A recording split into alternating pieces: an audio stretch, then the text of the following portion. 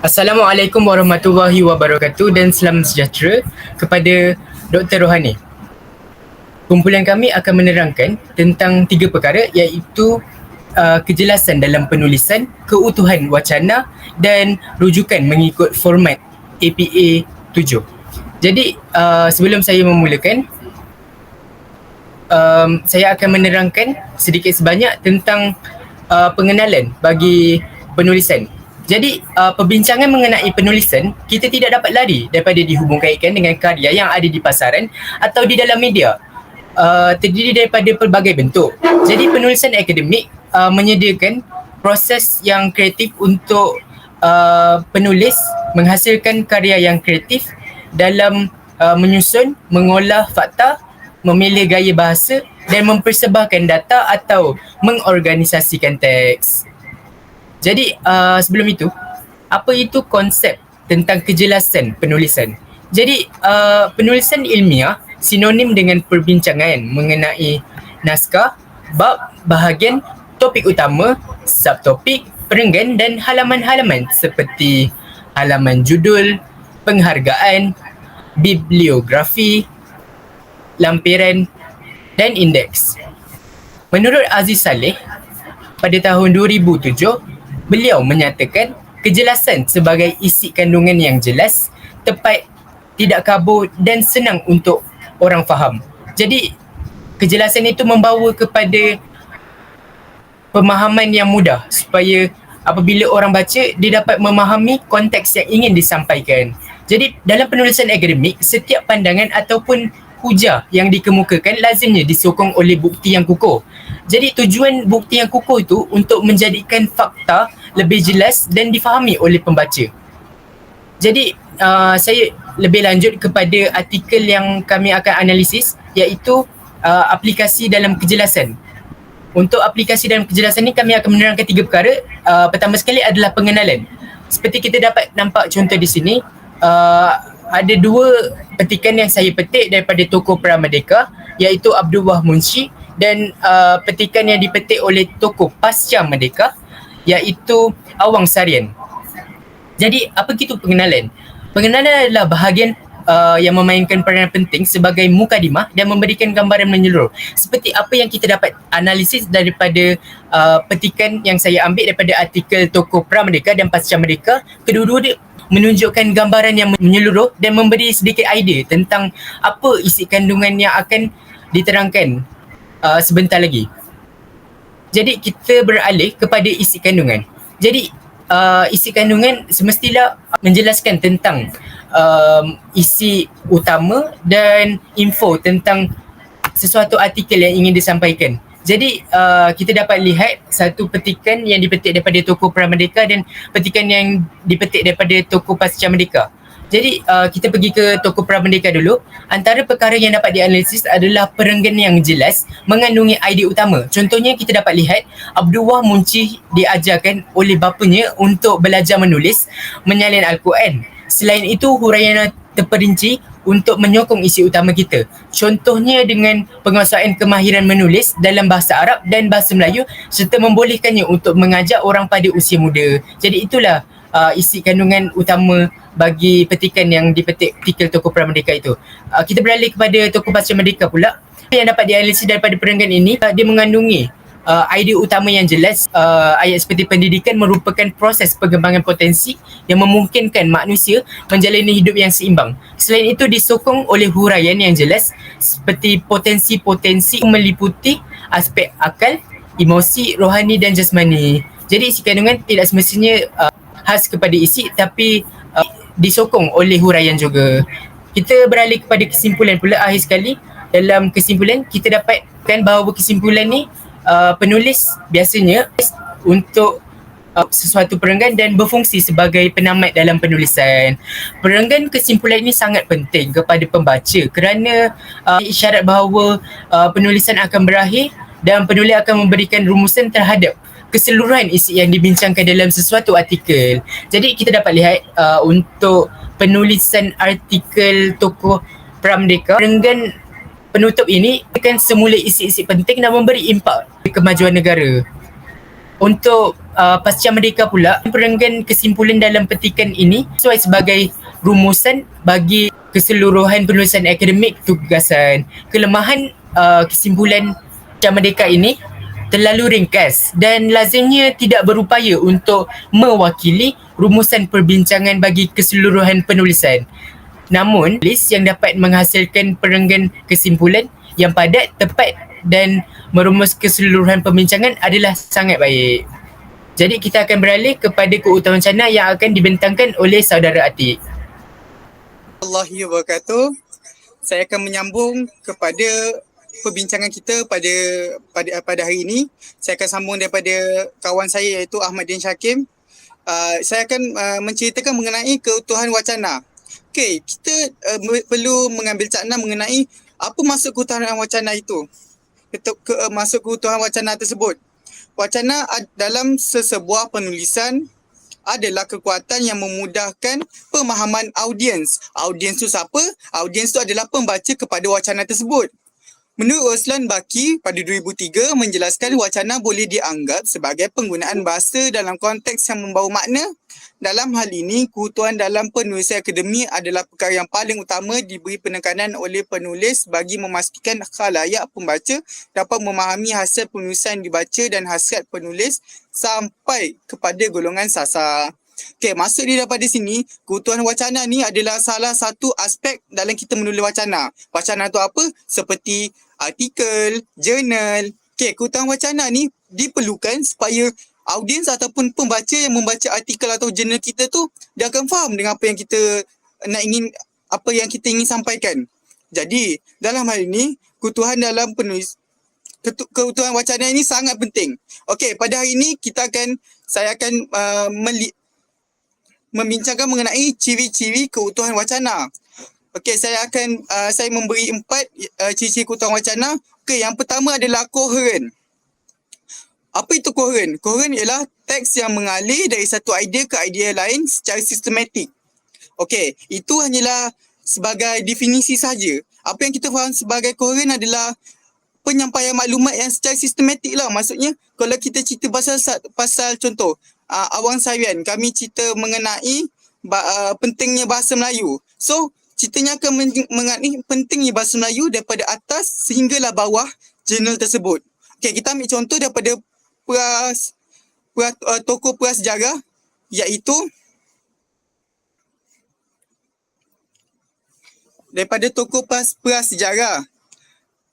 iaitu jurnal tersebut memulakan perbincangan tentang pentingnya bahasa Melayu sebagai bahasa kebangsaan dan diakhiri dengan cabaran terhadap penggunaannya dalam era globalisasi.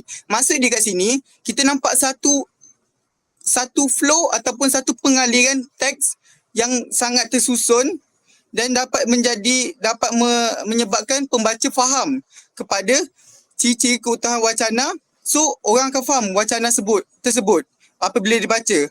Okey, contoh bagi tokoh pasca merdeka pula ialah Abdullah menyusun kisahnya dengan mengaitkan setiap pengalaman dari satu kejadian ke kejadian yang berikutnya. Misalnya tentang proses belajar dari latihan menulis hingga akhirnya mahir menulis Al-Quran. Okey, daripada contoh tersebut kita dapat nampak macam apa yang saya cakap tadi, mengalirnya idea supaya menyebabkan pembaca itu faham. Dan kalau pembaca itu faham, so mereka akan mendapatkan apa input yang berguna daripada wacana tersebut.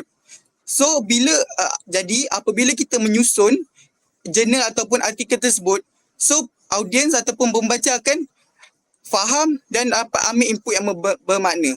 Okey, yang kedua saya ambil daripada ciri-ciri keutuhan wacana adalah kohesi. Kohesi ialah teks yang menggunakan penghubung yang baik antara pernyataan-pernyataan terkait dengan peranan bahasa Melayu. Okey, contoh terkait dengan peranan bahasa Melayu ni sebagai contoh saya daripada tokoh Pra-Merdeka. Okey, contohnya dari teks Pra-Merdeka disebutkan bahawa bahasa Melayu digunakan dalam bidang pendidikan dan pentadbiran serta menjadi asas pembinaan tamadun Malaysia. Okey, daripada ayat tersebut kita dapat tengok bahawa teks Pra-Merdeka disebutkan bahawa bahasa Melayu digunakan dalam bidang pendidikan dan pentadbiran serta menjadi asas pembinaan tamadun Malaysia. Maksudnya daripada ayat tersebut dia berkait tau. Di antara dia nak sebutkan bahasa Melayu yang digunakan dalam bidang pendidikan dan pentadbiran serta serta tersebut adalah kohesi menjadi asas pembinaan tamadun Malaysia. Okay, maksudnya saya nak tunjukkan yang ayat itu adalah ayat yang kohesi. Maksudnya dia mempunyai penghubung di antara pernyataan-pernyataan yang dinyatakan dalam wacana tersebut. Yang kedua ialah bagi teks pasca merdeka pula, ia menceritakan pengalamannya menulis, ia kerap mengulang kata menulis dan belajar untuk memperkuat fokus pada aktivitinya. Daripada apa yang kita belajar daripada kohesi ni, kita dapat tengok penggunaan menulis dan belajar tersebut diperkuatkan fokusnya. Maksudnya dia nak menunjukkan yang bahawa tokoh pasca merdeka ni digunakan untuk memfokuskan pada aktivitinya semasa yang dinyatakan di dalam teks tersebut. Okay, yang ketiga saya beralih kepada maklumat. Maklumat dalam penulisan dapat disampaikan melalui perbincangan dan pengolahan idea yang berkesan. Hujah dan huraian berkaitan maklumat perlu jelas, teratur dan teliti dalam skop persoalan atau tajuk yang dipilih. Okay, daripada dua ni saya ambil dua contoh saya, iaitu isu peranan bahasa dalam proses pembinaan negara dengan latih to be menulis. Sebenarnya apa yang saya ambil ni sebenarnya tak ada kena-mengena pun. Saya nak tunjuk cara jurnal tersebut diolah. Bahasa saya akan cuba baca dulu sikit-sikit, lepas saya akan terangkan. Bahasa dan budaya Melayu sejak lebih daripada satu alaf telah memiliki martabat sebagai bahasa dan tamadun besar. Sejak abad ke-7 Masihi, bahasa Melayu telah menjadi bahasa kerajaan, bahasa perdagangan, bahasa pengajian agama dan lingua franca bagi rantau kepulauan Melayu di bawah kerajaan Srivijaya. Okey, daripada ayat tersebut kita nampak bahawa maklumat tersebut disampaikan dan diolah dengan bagusnya. Apa yang saya cakap tadi, keutuhan wacana ini adalah fungsi utama dia lah untuk menyebabkan audiens dapat apa maklumat yang ingin disampaikan. Okey, kita ambil kepada contoh kedua, iaitu latih to be menulis. Kemahiran menulis merupakan kemahiran sukar diajarkan dan dikuasai individu oleh Nik Safiah pada 2004. Penulisan melibatkan tahap literasi yang paling kompleks dan memerlukan proses kognisi yang tinggi oleh Roslan 2003. Okey, apa yang dia ingin cakap, apa yang ingin diperkatakan bahawa latih to be menulis ni, maklumat dia ingin sampaikan bahawa kemahiran yang sukar diajarkan dan dikuasai oleh individu. Latih to be menulis. Ini adalah salah satu isi yang telah disampaikan di dalam jurnal yang kami kaji, iaitu di jurnal tokoh pasca merdeka kami. Lagi satu, kita dapat lihat bahawa kedua-dua maklumat tersebut dia bergerak secara satu aliran saja. Dia tidak terlampau terpesong dan dia hanyalah fokus kepada maklumat tersebut. Apa yang dia sampaikan itulah apa yang dia akan olahkan. Okey, yang seterusnya, yang terakhir, saya akan cerita mengenai tujuan dalam keutuhan wacana. Okey, semua penulisan ilmiah dihasilkan dengan tujuan yang spesifik sebagai perkongsian bermakna dengan kumpulan pembaca tertentu. Tujuan penting sebagai acuan yang menentukan bentuk penulisan, bahasa yang digunakan dan isi kandungan yang disebarkan. Wacana mempunyai tujuan khusus yang mengemukakan maklumat, memberitahu, menghujah pandangan, memujuk, mengubah persepsi, menyatakan simpati dan sebagainya oleh Husaid Fatih pada 2016. Okay, daripada masuk jenis tersebut, kita dapat tahu tujuan ni, dia hanyalah tujuan yang dinyatakan oleh pada awal jurnal saja. Kita tak boleh nak cakap kalau kita tengok tujuan dia, contoh, tujuan dia peranan bahasa dalam pembinaan insan, tiba dia nak cerita pasal peranan penulisan pula. Tak boleh. Dia kena dalam peranan bahasa, kecuali peranan bahasa tersebut memainkan peranan di dalam penulisan.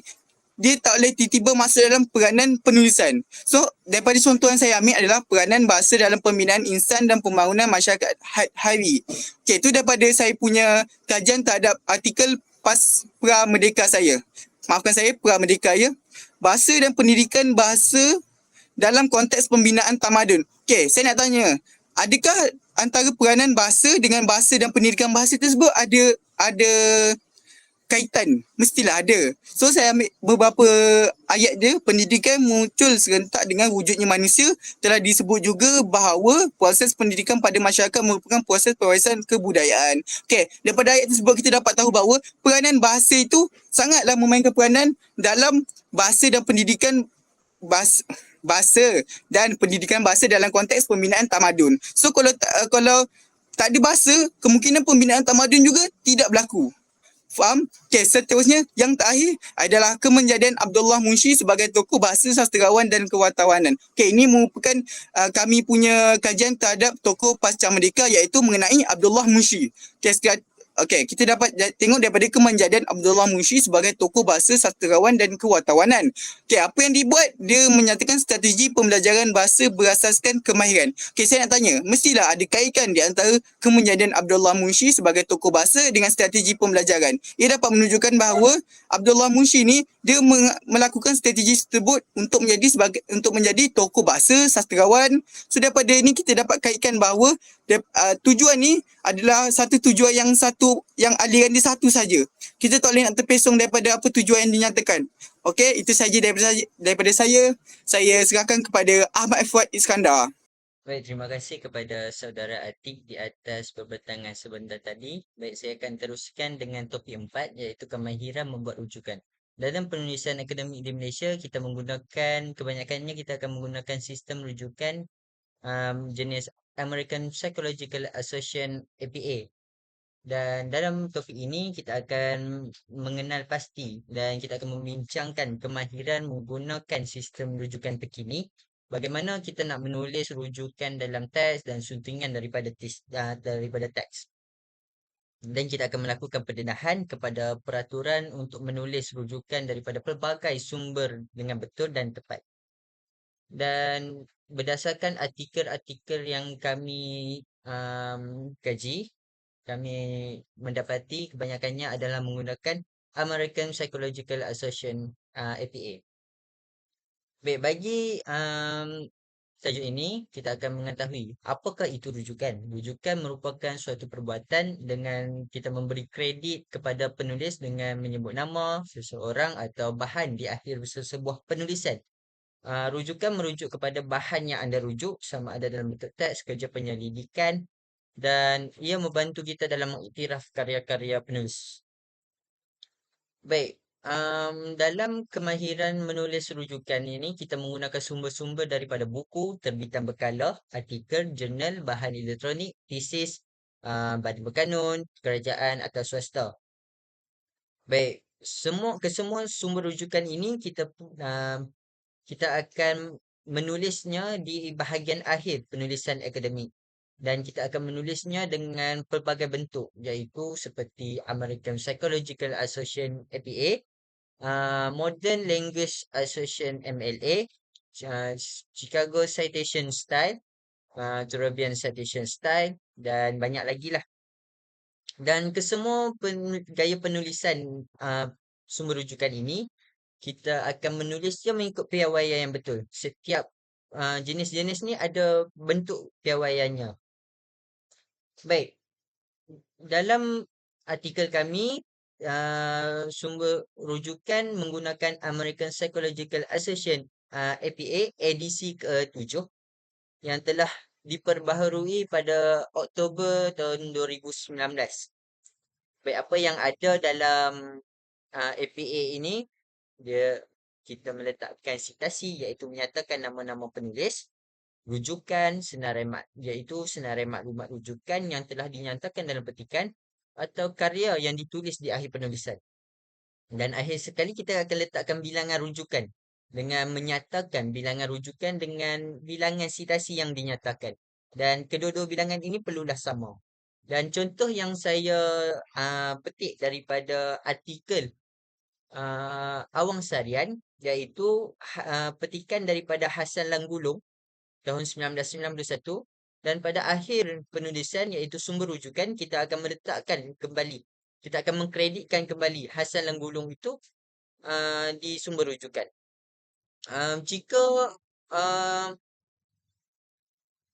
Jika sitasi itu melebihi 2 orang, bagi edisi ke-7 kita boleh menggunakan penggunaan ETL jika melebihi sitasi sebanyak 2 orang. Jadi, seterusnya kita akan membincangkan tentang kaedah-kaedahnya, cara-caranya. Iaitu yang pertama, kita akan menceritakan cara menulis nama dalam sitasi. Baik, cara dalam menulis nama dalam sitasi ni, jika terbitan daripada luar negara, kita akan singkatkan penggunaan nama tersebut, iaitu kita hanya akan mengambil nama belakang sahaja.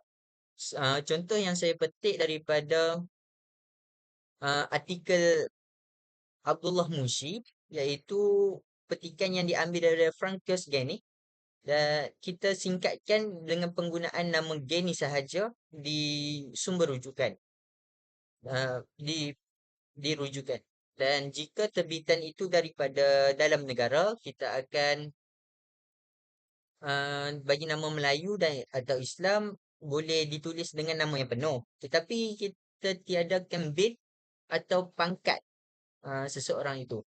Contoh dalam petikan artikel Awan Sarian, sumber rujukan diambil daripada Prof. Madya Zawawi bin Haji Ahmad. Dan apabila dimasukkan kepada sitasi tersebut, kita hanya menggunakan Zawawi Haji Ahmad. Seterusnya, suntingan daripada teks.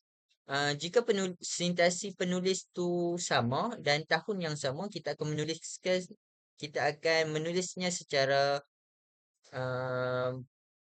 berperingkat, iaitu sebagai contoh saya ambil daripada artikel Awang Sarian Al-Atas Syed Muhammad Nakyub 1972, dan kita akan diletakkan abjad A di situ, dan seterusnya daripada nama yang penulis yang sama dan tahun yang sama, tetapi kemudian kita letakkan B di belakangnya. Dan jika sitasi penulis yang sama tetapi tahunnya berbeza, kita akan letakkannya secara berperingkat, iaitu contoh yang saya ambil juga daripada Awang Sarian Al-Atas Syed Muhammad Nakyub 1977. Nama yang sama tetapi tahun yang berbeza, Al-Atas Syed Muhammad Nakyub 1978. Dan pada petikan dalam penulisan Al-Atas 1977, 1978. Seterusnya, kalau kita ambil sumber rujukan tu daripada buku, kita akan menulisnya mengikut piawaiannya, iaitu kita akan menulis nama penulis dahulu. Contoh yang saya ambil daripada Abdullah Munshi, Abdullah Abdul Qadir Munshi, dan tahun penerbitannya pada tahun 1963. Tajuk tajuk karya-karyanya adalah Hikayat Abdullah, dan syarikat yang menerbitkan buku tersebut adalah Penerbit Pustaka Antara. Dan jika kita mengambil sumber rujukan tu daripada jurnal, kita akan menulis nama penulis artikel dahulu, kemudian diikuti dengan tajuk artikel, dan akhirnya kita akan meletakkan nama jurnal yang menerbitkan jurnal tersebut, artikel tersebut, dan ia perlu dicondongkan. Dan akhir sekali yang kami dapati dalam artikel yang kami kaji, kami mendapati sumber rujukan ada yang diambil daripada tesis. Tesis yang kami dapati ialah jenis proceeding. Tesis yang jenis proceeding ini, perbezaannya adalah nama proceeding dicondongkan.